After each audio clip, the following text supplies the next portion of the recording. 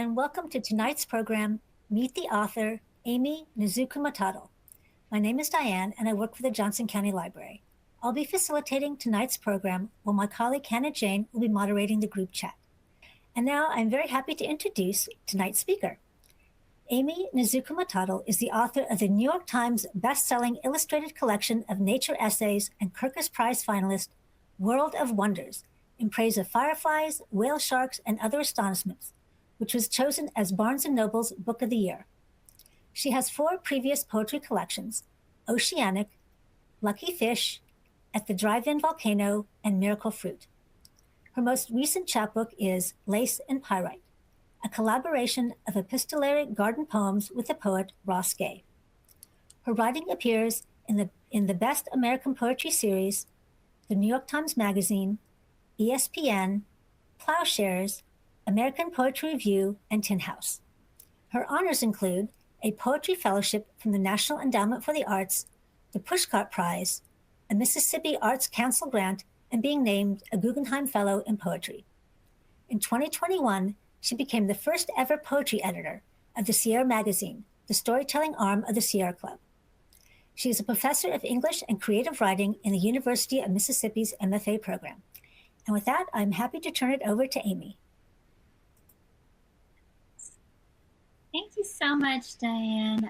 It's such a pleasure to be here at the Johnson Library. I wish we could be there in person together, but I'm actually coming to you live from Oxford, Mississippi, where we're in the middle of a tornado watch.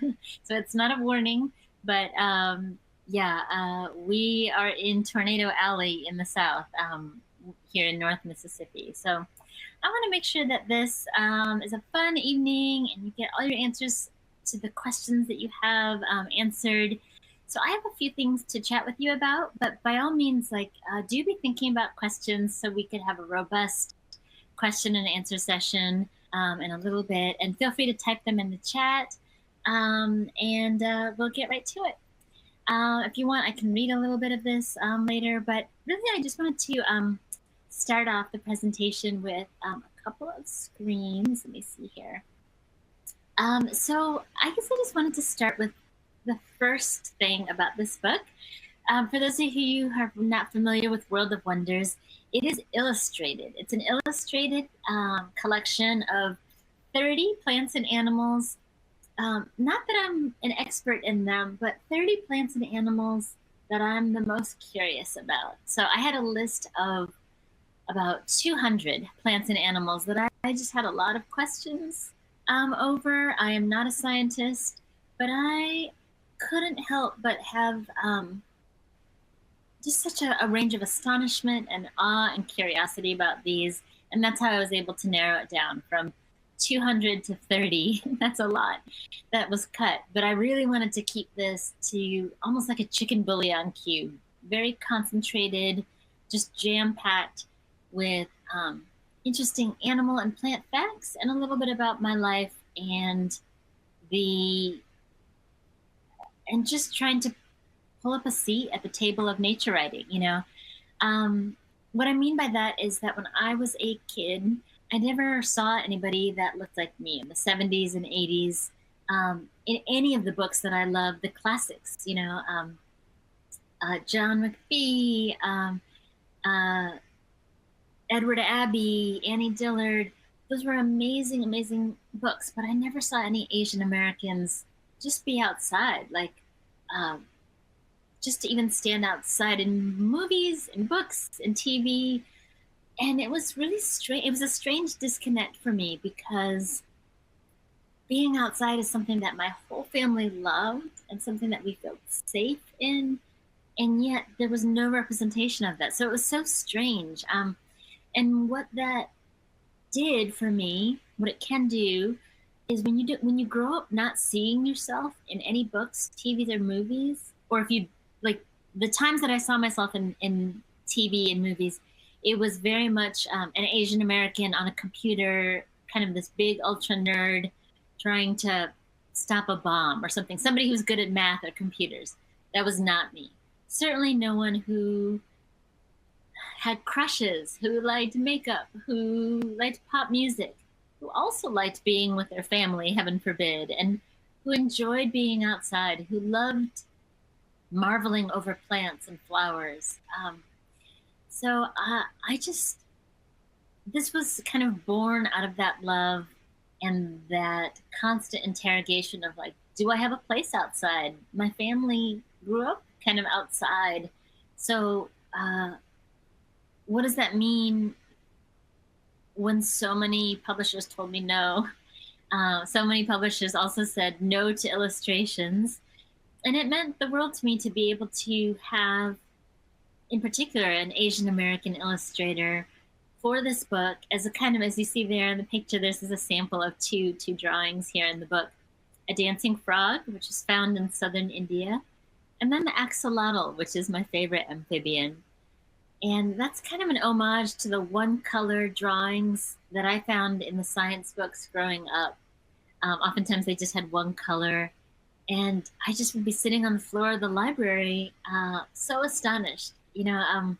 One thing I would say, again, to shout out to the librarians and libraries, no matter where we were moving around in the world, I always felt home in the library.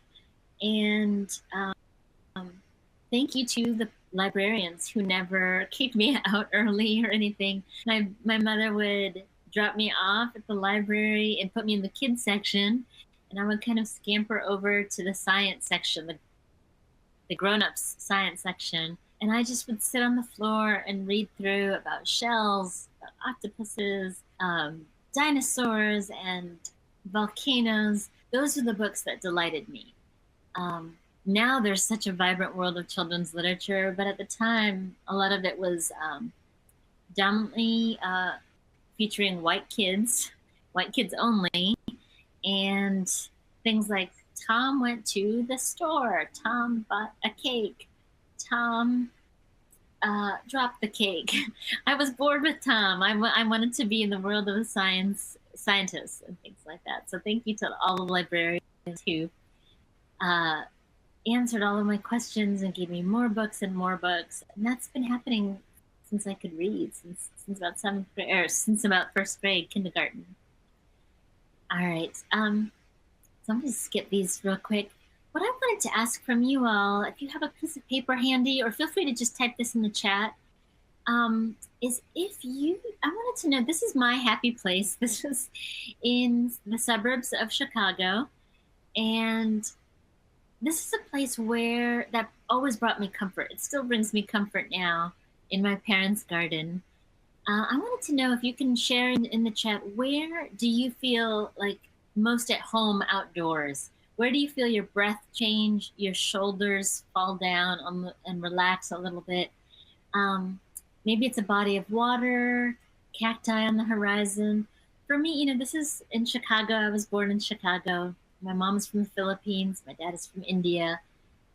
And it's very moving to me that the very first garden, they tried to make a garden together in Chicago featuring all the things they loved in the Philippines and India. And it was, as you can imagine, a rude awakening to find most of the things that they loved did not grow in the cold, or did not survive the cold winters of Chicago. So they settled on roses, and their very first garden was a rose garden. And now they're retired and they're in Florida, Central Florida. So now they have their dream garden, which is filled with papayas, mangoes, star fruit,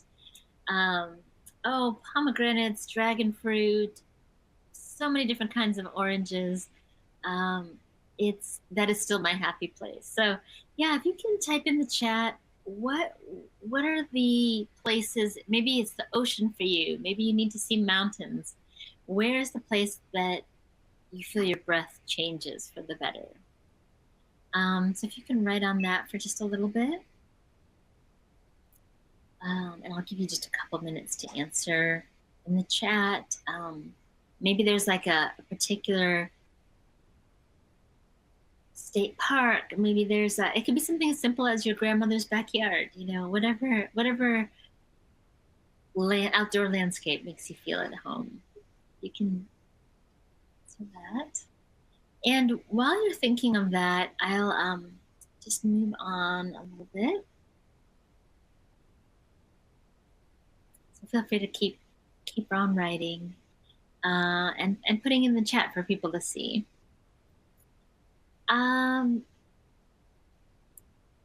We are in a very strange time right now. We're in a pandemic. Here in Mississippi, I think everybody, the powers that be, decided no more pandemic. We're done. No more masks. And I'm still masked up. But it is very strange because death is still happening. And many of us are still feeling the after effects.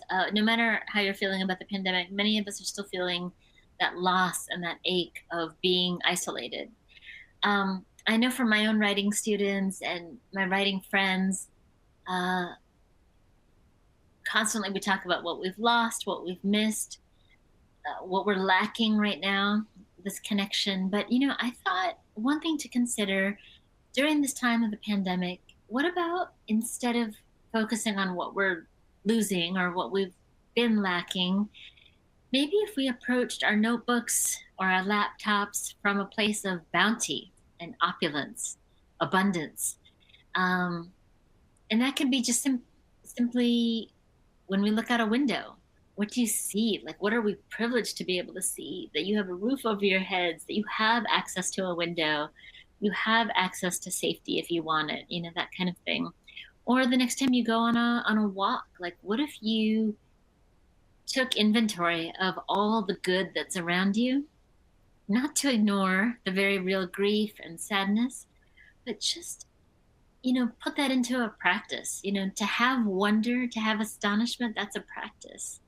And one thing that I will mention that I found that I hope you find to be true too is that when you make wonder a practice, you feel less alone. So, and let me say that again. When you make wonder a practice, you feel less alone. And I think for me, that comes true because I don't jump up out of bed every day, definitely, ready to go and just be astonished at the world. Mary Oliver, one of my favorite poets, says, let yourself be astonished and tell about it, that kind of thing. I don't do that. I bow down to anybody who can do that, but most often I'm scared to look at the news. Most often I'm exhausted. But if you try to, make time for wonder, make time for curiosity, try to figure out what you want to learn about. Like there shouldn't be no end to our learning. I think you'll find you feel less alone. And the reason is that I think it becomes contagious. Saying that you have wonderment, saying that you have astonishment means that you're curious about something. And that same root of the word wonder is the same root of the word to smile. So you're not just being curious, but it's making you smile. That learning is making you smile. And when you ask someone a question, when you seek to know more about a plant or an animal that you're not familiar with, that's a state of vulnerability. It says you are not the be all end all. You don't know it all. That there are things still left on this planet to marvel over and to ask questions about, and to be curious about. I think you all can agree. You can tell from about a mile away who in your life is actually curious about anything, curious about anything besides themselves, I should say. People who are genuinely curious about discovering a new hobby, trying to get the names of birds right that are in their neighborhood, that kind of thing. It's hard in some ways because you have to admit that you don't know everything. And for some people, it's quite easy, to express astonishment and wonder. Some people, it's really, really hard to do. But I think during this time in the pandemic, this is the best time to admit we don't know it all. Let's share in our knowledge. Let's share our knowledge with each other. And so, I guess I would just kind of reiterate that one of the central questions in compiling this book together is I said when I write essays as opposed to poems, I keep thinking about questions. And the central question to this book is who gets to be outside? Who gets to enjoy being outside? We saw a few years ago African-American bird watchers in New York City have the police called on them because they were supposedly in a place that they shouldn't be, and that was just outside. Who gets to not be harassed when they're outdoors, and who does feel safe being outdoors? Like, so for example, outside was a place of safety to me, but who gets to tell that? Like, I'm not the first, but I should not be one of the few books featuring an Asian American outdoors. You know what I mean? That's not the reality of what this world is.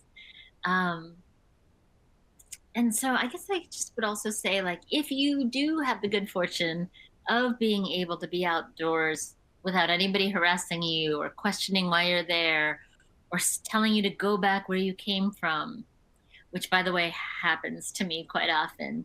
The sarcastic part of me wants to say, you mean Chicago, Illinois? That kind of thing. If you are one of those lucky people who doesn't get harassed like that, like, I guess I would just gently ask, what are you doing in your life to make the outdoors a more welcome place from others? And not just on race, but people who have disabilities, people who don't have a whole lot of money. Can they afford to be outside on hikes and things like that? So I guess I would just gently and humbly ask, if you're outdoors visiting a state park or something and you notice, hey, all I see is white people, like, what can you do? It could be something just as simple as just asking one of the guides, like, hey, are there any programs here to reach out to populations that wouldn't normally maybe feel comfortable being out here, that kind of thing. Because my goodness, when there's so much wonder on the world around us, like, it's like, how can you not want to share that kind of goodness with others, that kind of thing. So I will end for right now. In terms of, I'll just pause. But one last little thing, I'd be remiss. I wanted to show you one of my favorite birds. It's one of the chapters here in World of Wonders, and it's on the Potoo. And I thought I would read a little bit from this chapter. The Potoo is one of those crazy little birds that it's almost, if I didn't see the picture, you almost wouldn't believe it exists. This on the left, this is what it looks like at night. It's nocturnal. It's very famous eyes. It looks like it's been up all night long with a case of Mountain Dew. And in the daytime, that's what it looks like, a mama and a baby Potoo camouflage. They just kind of are right out there in the daylight. So I'm going to read to you a little section of my essay from World of Wonders called The Potoo. And I always want to mention here, in this essay, I'm going to make 2 bird calls. They are not Audubon approved. I am not a scientist again. Every time I mention that, I always get an angry email, someone typing in, that's not an actual bird call. I'm aware of it. But what I can say is that I have so many witnesses. This bird call actually works. I'm able to call cardinals with it. So I don't know what to tell you. It might not be bird science ornithologist approved, but it works for me. So just a heads up on that. All right, the Potoo. In a moment.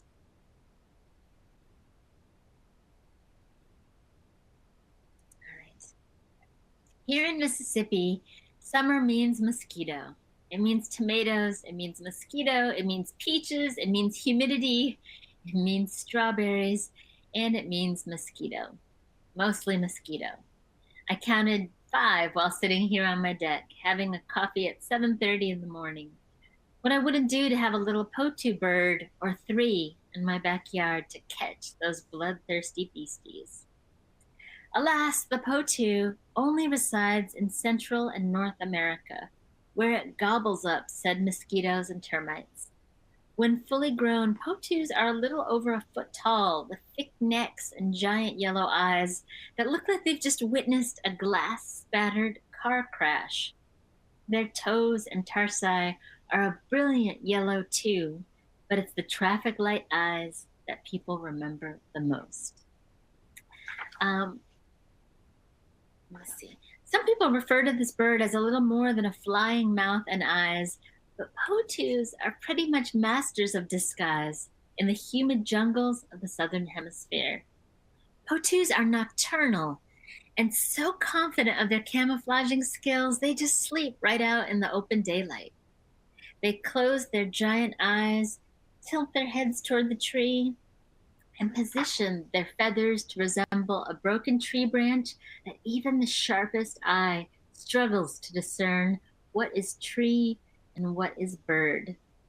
Only a feather ruffle of wind betrays their otherworldly stillness. Even when they are hungry, they simply wait for insects to fly close and then dart out and return to their home branch with their catch. Now, for a bird famous for its stoic stillness, the Potoo's call would sound comical if it didn't sound so scary. If your eyes were closed, you'd never imagine it came from such an austere-looking creature. Now, this call of the Potoo is what you would get if you combined a tiger roar with a frog croak, if both animals were in severe gastrointestinal distress. For example, if I were in a Brazilian rainforest and I heard this cry, I would pretty much realize it was going to be my last day on this planet. That's how chilling and terrifying the Potoo's cry is.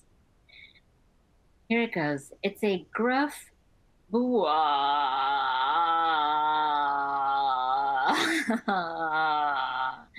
descending somewhat, as Stephen Hilty refers to it, as the retching sound of a human. In other words, the stuff of nightmares, especially if you hear one very close to your head in the middle of a forest. Perhaps the reason the Potoo leads a motionless, mainly solitary life is to balance its audacious call. There is a time for stillness, but who hasn't also wanted to scream with delight at being outdoors? To simply announce themselves and say, I'm here, I exist. Like the Potoo, I grew up wanting to blend in my case with my blonde counterparts. And why would I know anything else? I felt most seen in my childhood not by any television shows or movies, but rather when I was in the outdoors, in forests or fields, by lake or ocean. I learned how to be still from watching birds. If I wanted to see them, I had to mimic their stillness, to move slow in a world that wishes us brown girls to be fast. I learned how to call cardinals and have whole conversations with them when I was 6. One of the earliest presents I can remember getting from my father is a cardinal-shaped water whistle. If I fill it with water and blow into the plastic straw of its exaggerated tail, I could mimic, okay, here we go, here's the call. I could mimic the distinctive Gertie, Gertie, Gertie, Gertie, Gertie, Gertie, that call of the cardinal so well, I could bring cardinals to the edges of our yard, wondering just what I had to say to them. Now, these conversations were a secret I kept from even my husband until one late spring day, he came home from work early, only to find me in the backyard having a lengthy discussion with a riled up red cardinal and his mate. I must have said something a little too glibly, and then poof, they burst from the tree and ended our talk right then and there. When I turned around, my husband's mouth was frozen open. Reader, we have been married a decade, and this was the first time he saw me do this. I'm certain it's not any magic in my mouth, no special twist of tongue that only I have unlocked. But I think it's the quiet way you settle into the crook of a tree, the still and slow down of your heart in a world that wants us to be quick and to move on to the next thing. The secret in talking to birds is in the steadiness of each limb as you make your way into their territory, in the deliberateness of each movement and bend of tree branch.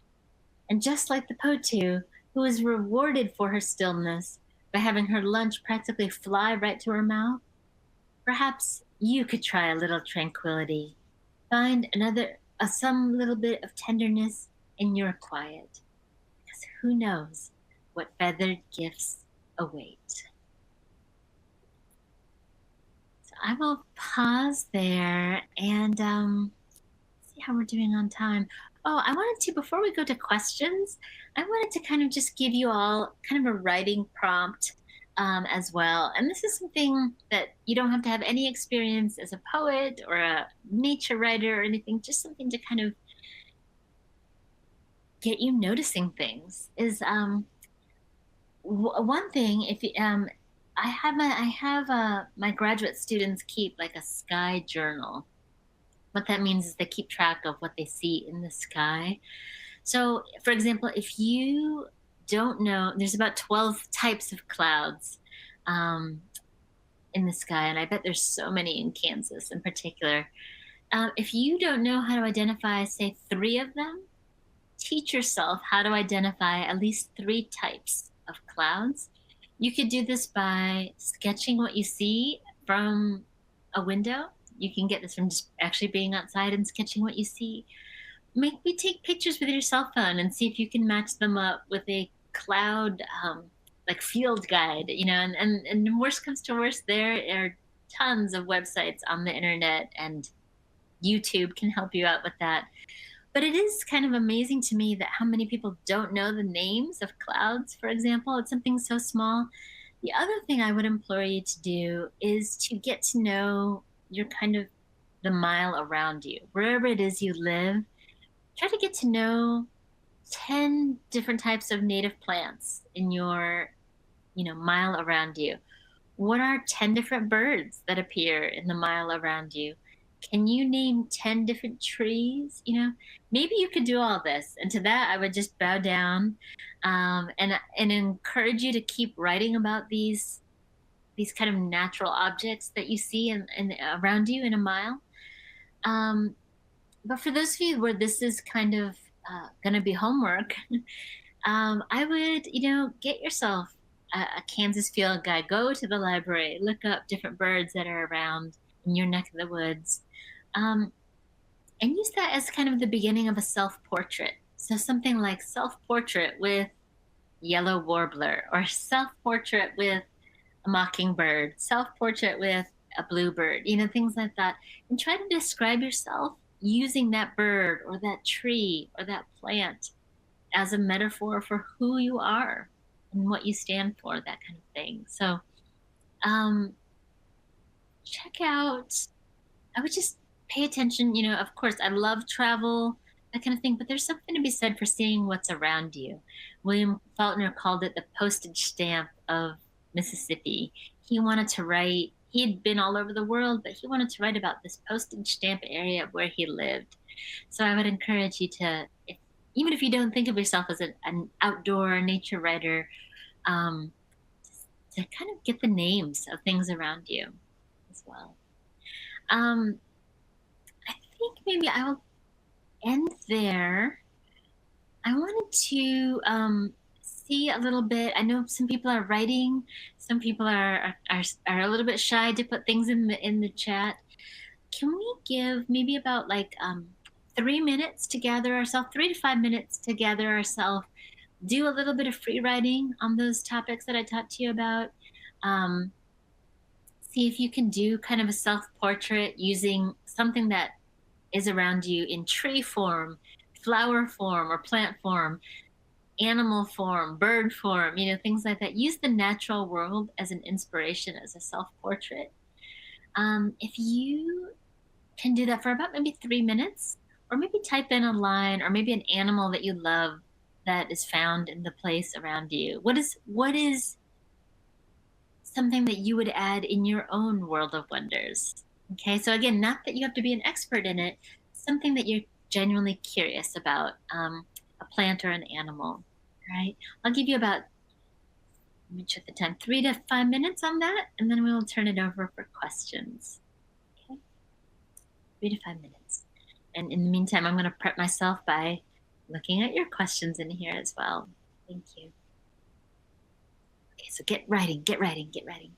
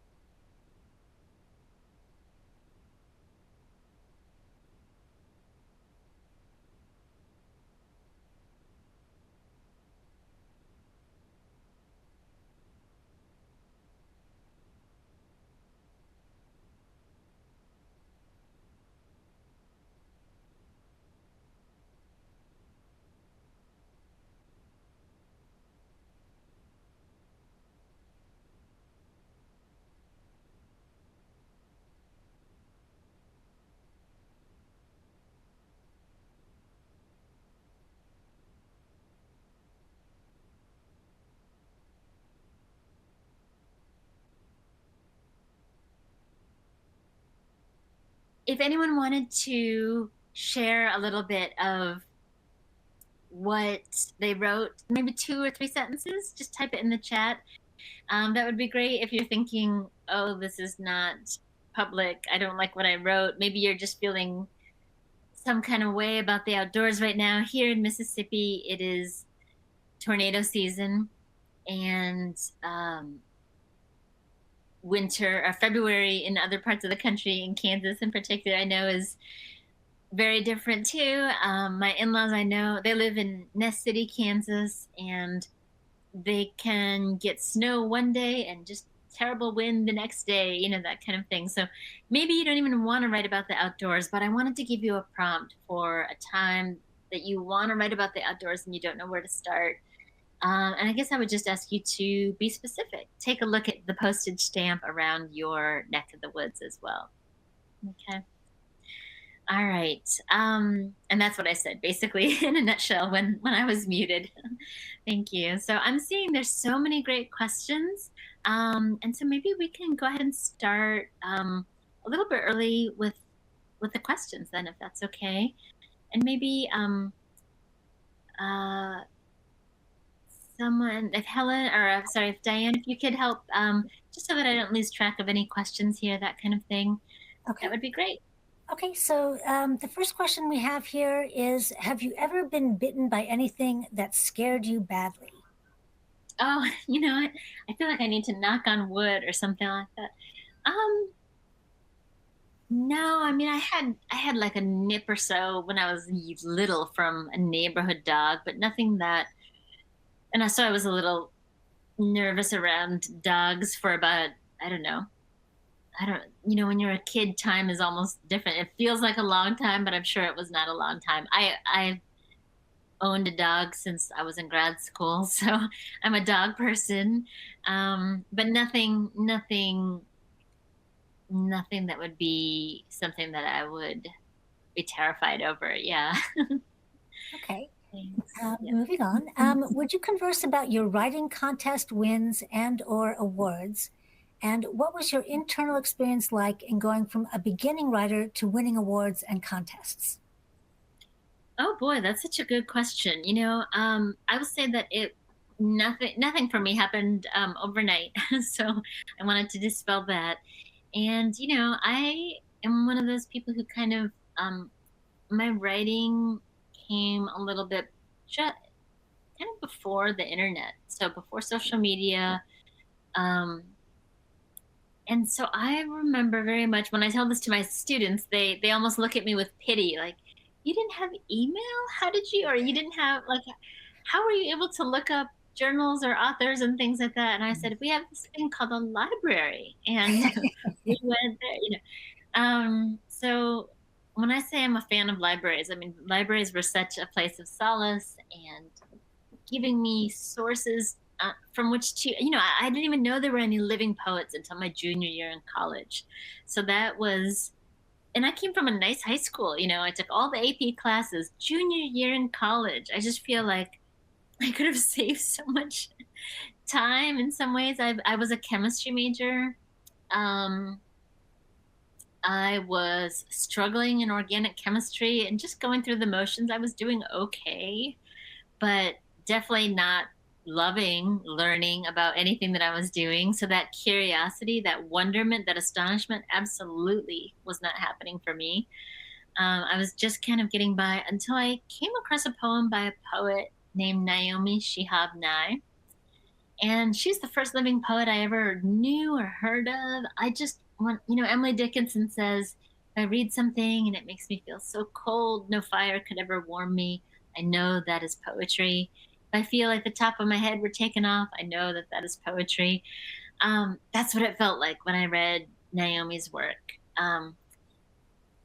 And I switched from pre-med to English. I had no idea that I would be able to be a professor. I had no idea to be able to. I didn't know one thing. I'm not a schmoozer. I didn't know anything I didn't have a big mentor that said, Aimee, let me introduce you to my agent, anything like that. So it was really reading resources that I had available to me at the library, things called Writer's Market or Poets Market.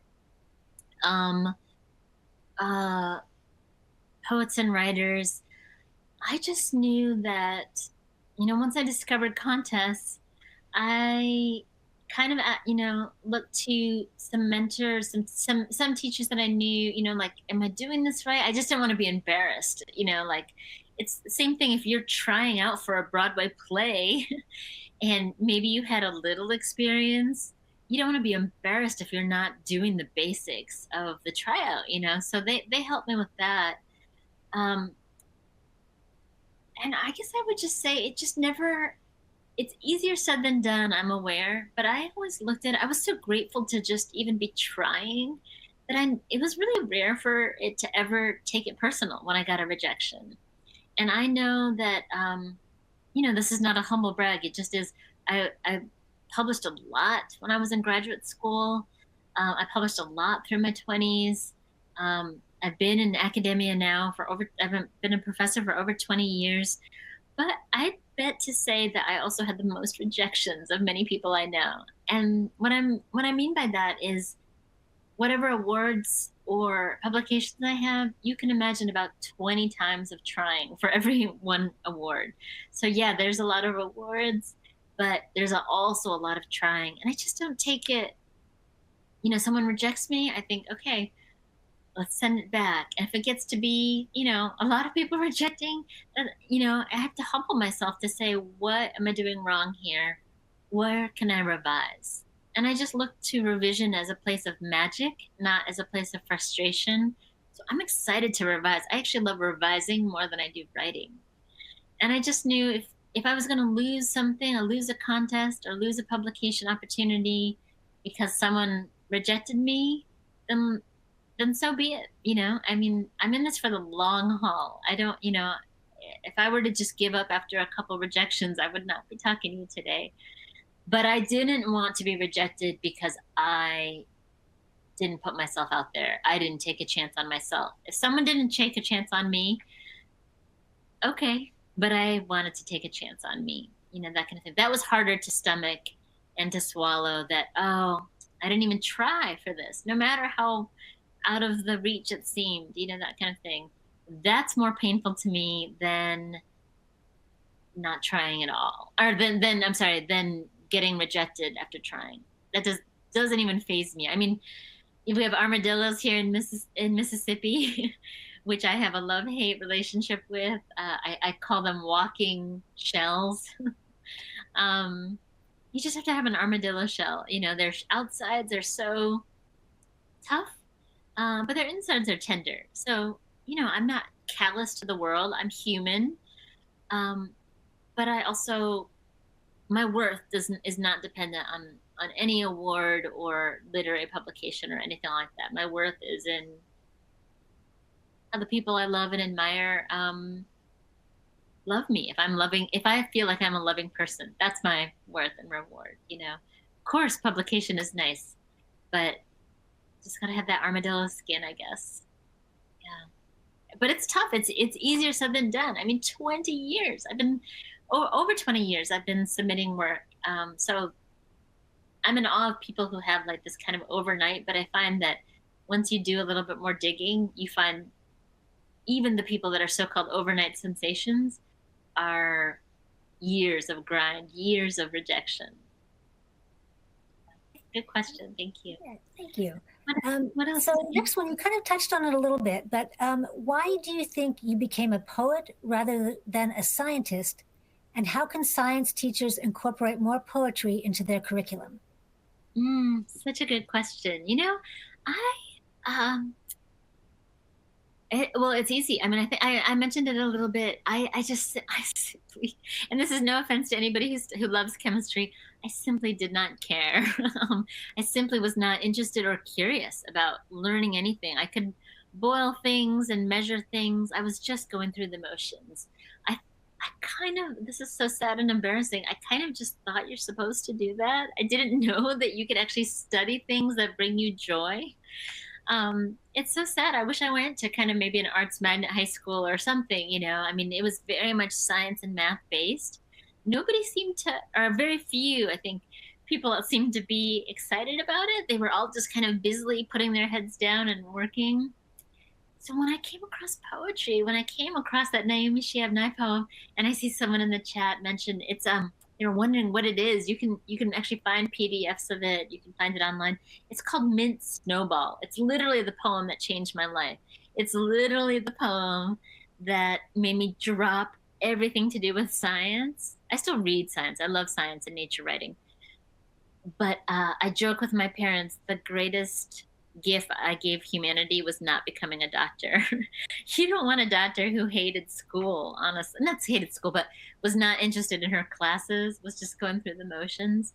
But when I took my first poetry class and creative writing, I just felt like there was so much to learn and I wasn't overwhelmed by it. It was more of like a place of possibility rather than, oh my gosh, I'm so far behind, I'll never catch up. It was just, my parents were quite upset. That's an understatement that I'm glossing over here, but they were quite upset that I changed direction of pre-med and chemistry. My mom's a doctor after all. And I had been telling her, in her defense, this came out of nowhere. I can't. I had been telling her since I was 4, I'm going to be a doctor just like you, mommy. So imagine their surprise and shock when I come home for spring break junior year and tell them not only did I not take the MCATs, which is the medical school exam, not only did I drop my honors chemistry, not only did I drop pre-med, not only did I drop, all these things, science, but that I was hoping to learn how to write poems and that I had no future plans, I'm laughing. I'm saying all this with a smile because now they're ridiculous. They're my biggest fans and they're always texting me ideas for poems or essays. Like just the other day, my mother was like, we found the papaya. Its face looks like Jesus. Do you want to write about this? It's like, thanks, Mom. I so appreciate it, but no, I'll pass. But it was devastating for them, really. I mean, and I think I look back on that time. Neither of them had any clue in India or the Philippines that you could possibly write poetry and make a living. They knew Shakespeare. But that was it. That was somebody from the 1500s. So humanities, what we know of humanities wasn't really taught to them. Reading for pleasure was absolutely seen as a luxury. So when I told them that, and they should have known, and now they say, oh, we knew, but they did not know. All I loved doing, I would get yelled at for doing too much, was read. I loved reading. I was at libraries, public libraries, till closing. They would flick the lights off for me, that kind of thing. And to give like a warning, a 5-minute warning. And it wasn't for other patrons. It was like, Aimee, then flick the lights. It's time to wrap things up if you want to check out any books, So I have very fond memories of libraries. I just feel like, and one of the things my dad said, to go back to your question, one of the things my dad said is I can't do the Indian accent, but Aimee, your mother and I are very concerned what you're doing, but at least promise us this. If you choose something that you feel like a student for the rest of your life. And that's what I did. I had 1 year off. I basically never left campus, and I love being in a classroom. Now I get to lead my own classes, but there's still so many poets to discover, still so many writers and books. There's never an end of books. That's why I'm not a scientist, although I love reading science books. So there you go. Thank you so much. Moving on, what type of response to your book has most surprised you?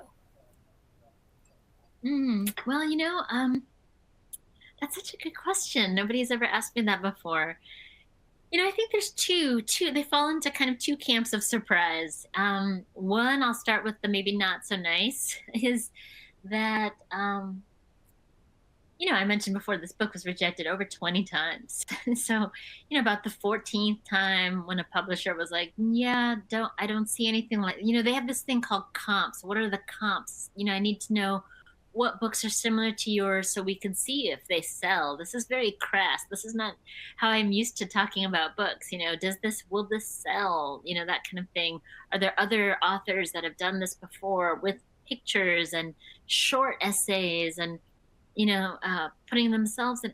There was just nothing like it. So I didn't have really solid comps. Again, the books that I loved of the outdoors were all written by older people and mostly white. So I put those down for comps, but I said this is as close as you can be, that kind of thing. Many of them were absolutely not happy with the illustrations. They said, nope, there's no place for this, no need, that kind of thing. I guess. So when this independent press named Milkweed, this press from Minnesota, not only took it on, but was enthusiastic about all of my ideas because they hadn't seen anything like it. I just knew I felt at home with this press. They were independent. They took me on when nobody else would. And then the pandemic happened. So I was thinking, well, there you go. I spent all this time working on a book. No one's going to read it. I had about a week of sadness. I'm not going to lie. It was about March when everything was shutting down. Like, we're talking books, bookstores, libraries, printing presses, everything, like copiers, no distribution of anything was happening. So I thought, okay, well, after I had about a week of sadness, I shifted my mind to think, okay, well, my family is home. I'm lucky to be home. I had to be so grateful to be home, that I could be home. My family was safe as far as we knew, and I said, okay, got to move on. It's just like those rejections, thinking like, I asked my publisher, could I get maybe one copy? Would one copy be able to be printed? I just wanted to hold it in my hand. All I cared for at that time, this is March, April, I just wanted to be able to put it in the hands of my parents. That's the only two pairs of eyes that I wanted it to be. I wanted them to see this book. I get choked up thinking about it because I wasn't always, junior high years, high school years. There were plenty of times I was rolling my eyes, be like, oh, why are we in a cave for spring break? Everybody else is going to Florida or somewhere cool. Why are we trying to find fireflies? Or why are we doing this kind of not so interesting thing, and I wanted this book. This was a book for my kids. I wrote this book with my kids in mind, but I wanted this to be in the hands of my parents, to say, hey, I was listening all along. I was paying attention, even when I was rolling my eyes, even when I said I'd rather be at a party or watching TV, I was paying attention. And slowly, things were still nervous. And it's the librarians and it's the bookstore owners, especially independent bookstores. They were essential workers, essentially. They were getting books somehow by drop-offs or by pickups. They would tell their friends, their aunts would tell their nephews would tell their grandparents would tell, their neighbors, I mean, it just word of mouth. This is an independent press. There was no publicity department.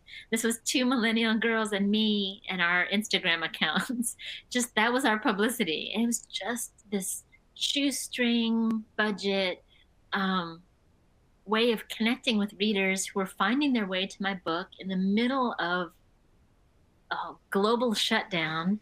And it turns out it was kind of that was kind of the blessing in disguise, is that because we were all shut up at home, a lot of people were reading, much to our surprise. A lot of my readers came from being home, and a lot of people could not concentrate on a full-on novel. So these short essays, what I thought of might be as a hindrance, actually became the perfect kind of nugget of joy or wonderment to read during a pandemic.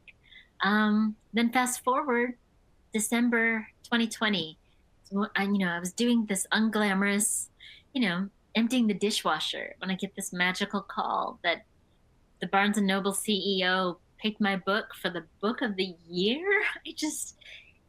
You have to see on my face, this wasn't even on my radar of thing. All I wanted was one book. I just want one book, not even for myself, just wanted to show my parents that you didn't, thank you for finally like giving your blessing that I was giving up pre-medicine and medicine, that kind of thing. That I just wanted that. Yeah, and what that meant was for book of the year, that's from all the books in all genres.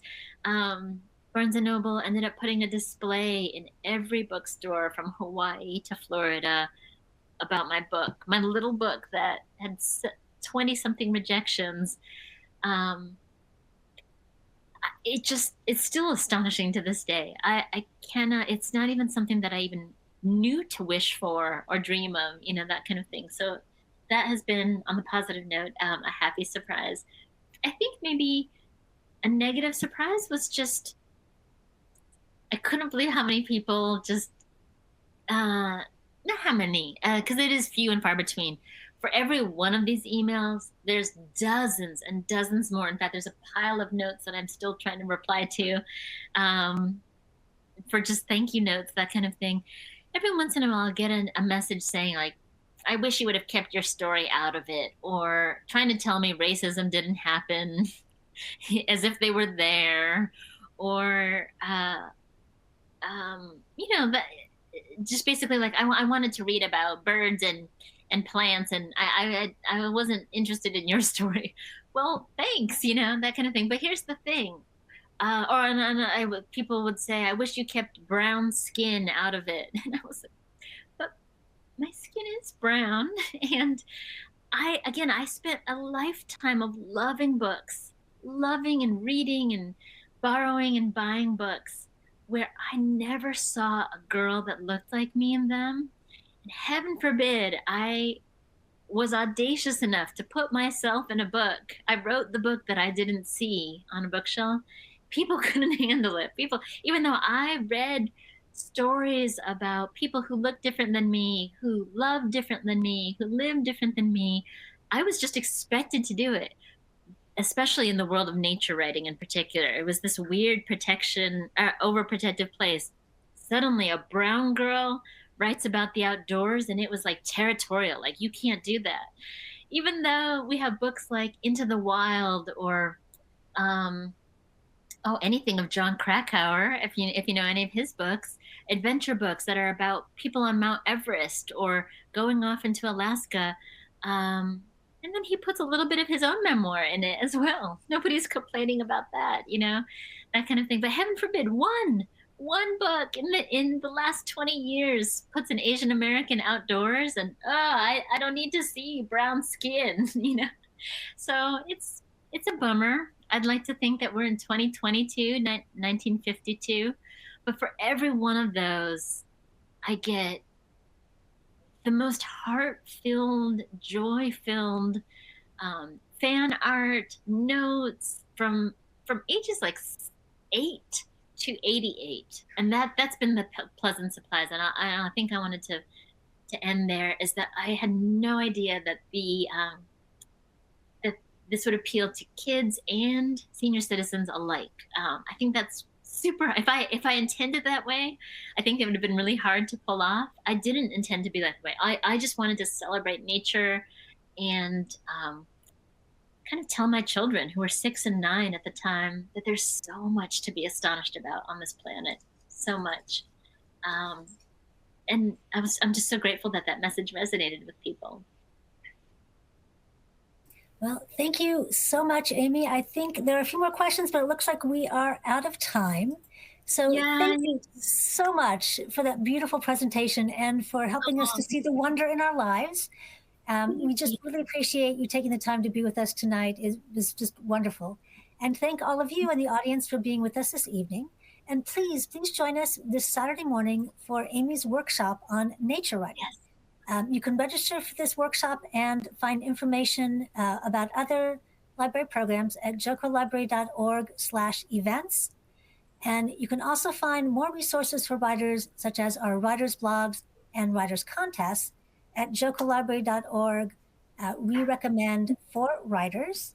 And thank you all. I'm going to put those in the chat real quick here. And thank you all for being with us this evening. We hope to see you again at some more of our programs. Thank you all, and good night. Good night. Thank you all so much. And just as a one quick little thing as we're all saying goodbye, even if you have no experience writing, just we're curious about how to write about the outdoors, this session on Saturday is going to be chock full. You're going to get so many prompts. This is for all ages, all backgrounds of experience levels. Um, all you need is pen and paper. That's all. So I hope to see you Saturday. Thank you so much, Johnson County Library. This has been so great. Thank you. Thank you. Thank you.